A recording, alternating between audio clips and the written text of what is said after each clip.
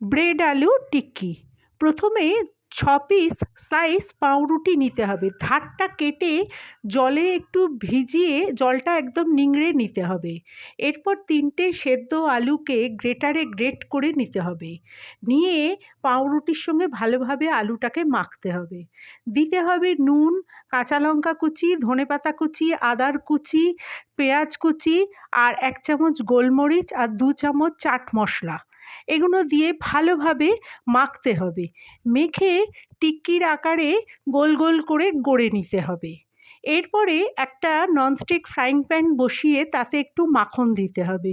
মাখন দিয়ে টিক্কিগুলোকে একটা একটা করে নাবিয়ে দিতে হবে, দিয়ে হালকাভাবে শ্যালো ফ্রাই করতে হবে।